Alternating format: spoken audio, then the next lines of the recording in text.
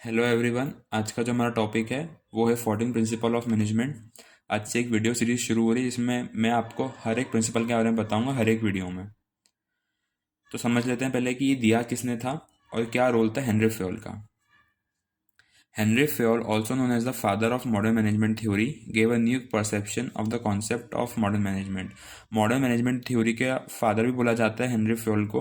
उन्होंने एक नया परसेप्शन दिया था मैनेजमेंट के कॉन्सेप्ट के ऊपर, यानी जो भी ऑर्गेनाइजेशन में बिजनेस में जो मैनेजमेंट होता था वो जिस तरह से चलते आ रहा था उसको हटा के एक अलग से उन्होंने एक नया कॉन्सेप्ट दिया था, नया परसेप्शन लेके आए थे मैनेजमेंट के ऊपर।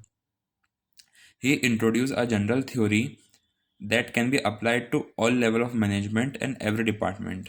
उन्हें कोई जनरल थ्योरी बताई थी जो कि हर लेवल ऑफ मैनेजमेंट पे अप्लाई कर सकते हैं और हर डिपार्टमेंट में हम उसको अप्लाई कर सकते हैं उस थ्योरी को। वो कोई जनरल थ्योरी लेके आए थे which can applied to all level of management and every department. The fuel theory is practicised by the manager to organise and regulate internal activities of the organisation. तो जो Henry fall जो principal लेके आए थे, जो theories लेके आए थे, उसको मैनेजर क्या करता था, उसको अप्लाई करता था, उसकी प्रैक्टिसाइज करता था अपने ऑर्गेनाइजेशन के अंदर, ताकि वो जो ऑर्गेनाइजेशन के अंदर या बिजनेस के अंदर जो भी एक्टिविटीज़ चल रही हैं, ठीक है, उनको अच्छे से रेगुलेट कर सके, उनको अच्छे से ऑर्गेनाइज तरीके से कर सके, सब चीज़ प्रॉपर तरीके से हो, इसलिए मैनेजर उनको अप्लाई करते थे।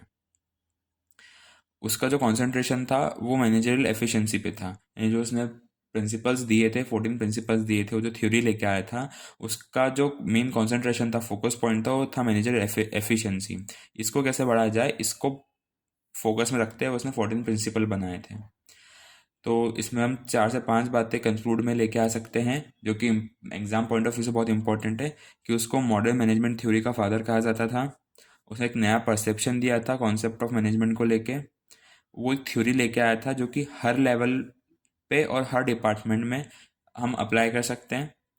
और वो थ्योरी ऐसी थी जिससे हर काम ऑर्गेनाइज और अच्छे तरीके से होगा बिजनेस के अंदर। और उसने जो थ्योरी दी थी, ये प्रिंसिपल्स दिए थे, उसने ये चीज़ इस फोकस पे दिए थे, मैनेजरियल एफिशिएंसी पे। उसने ये पॉइंट ध्यान में रखते हुए अपने 14 प्रिंसिपल्स बनाए थे। तो आज हम बात करेंगे उसके पहले प्रिंसिपल के बारे में, जो कि था division of work. Division of work से समझ में आ रहा है कि वर्क को डिवाइड करना। Henry believed that segregating work in the workforce among the workers will enhance the quality of the product। Henry का ये मानना था कि अगर आप काम को सेग्रीगेट करते हो, काम को डिवाइड करते हो अलग अलग पॉइंट पे, अलग अलग बेसिस पे, तो जो प्रोडक्ट की क्वालिटी है वो इम्प्रूव होगी, वो एनहेंस होगी, ठीक है। वर्कर्स और अच्छे से काम कर पाएंगे अगर वर्क डिवाइड करेंगे तो।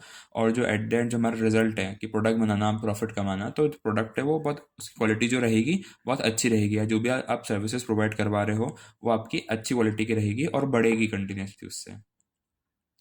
Similarly, he also concluded that a division of work improves the productivity, efficiency, accuracy and speed of the workers। उसने ये भी बताया था कि अगर वो वर्क को डिवाइड करता है तो उससे क्या होगा, उसकी प्रोडक्टिविटी बढ़ेगी, एफिशिएंसी बढ़ेगी, एक्यूरेसी बढ़ जाएगी और speed of the workers, workers के काम करने की स्पीड बढ़ेगी।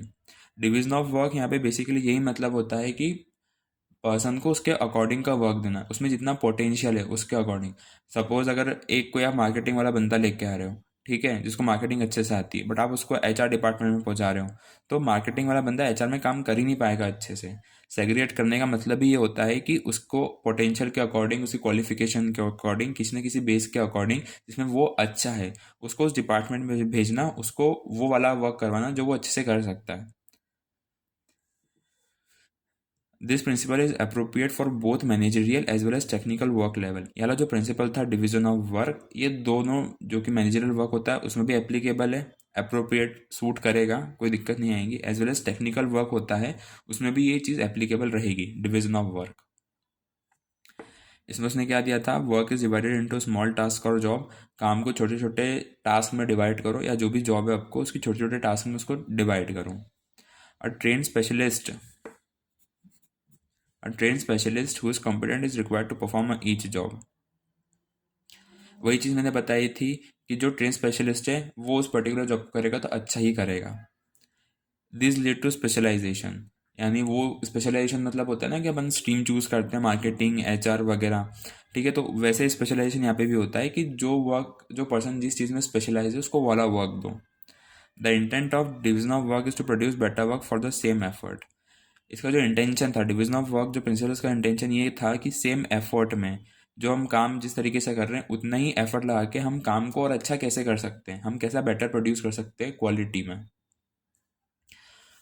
इसका एक एग्जांपल लेके समझते हैं कि सपोज कोई XYZ कंपनी है ना, वो डील करते हैं FMCG गुड्स में, जहाँ पे बहुत सारी जॉब्स हैं, अलग अलग डिपार्टमेंट, जैसे कि प्रोडक्शन है, फाइनेंस है, मार्केटिंग, ह्यूमन रिसोर्स डिपार्टमेंट है।